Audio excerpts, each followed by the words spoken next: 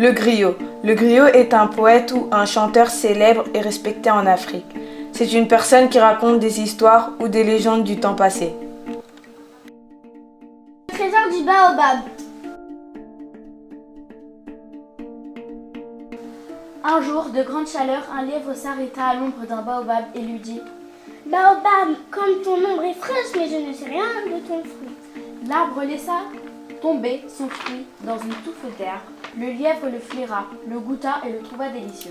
Alors il les devera, s'en lécha le museau, hocha la tête, les feuilles se mirent à frissonner des îles. Le lièvre les voyant, contente rit. « Hi hi hi, ton fruit est bon !» Reconnut le lièvre, puis il sourit et dit encore « Qu'y a-t-il dans ton tronc ?» À peine il entendit ces mots que le baobab voulut ouvrir son tronc pour offrir à ce petit être ses beautés les plus secrètes. Lentement, il entr'ouvrit son écorce, alors apparurent des perles en collier, des robes, des sandales fines, des bijoux en or. « Merci, merci, tu es le meilleur et le plus bel arbre du monde. » De retour chez lui, le lièvre était fier d'offrir tous ses biens à sa femme, la hase. Celle-ci l'accueillit avec une joie bondissante. Sans attendre, elle se revêtit de tous ses trésors, la robe, les jolies sandales, les bijoux qu'elle mit à son cou. Le lendemain, la hase sortit dans la brousse, impatiente de s'y faire admirer par ses amis. Elle rencontra la hyène. Cette charognard fut éblouie par ses nouveaux trésors. Elle faillit s'étrangler de jalousie, courut chez elle et elle raconta à son mari. « J'ai vu la hase ce matin, elle était habillée comme une reine et elle porte des bijoux extraordinaires alors que moi je n'ai rien à me mettre. Va tout de suite demander au lièvre où est-ce qu'il a trouvé tout cela. » Le mari de la hyène se rendit aussitôt à la tanière du lièvre et lui demanda où est-ce qu'il avait trouvé ses fabuleux trésors. Le lièvre lui raconta ce qu'il lui avait dit et fait à l'ombre du baobab.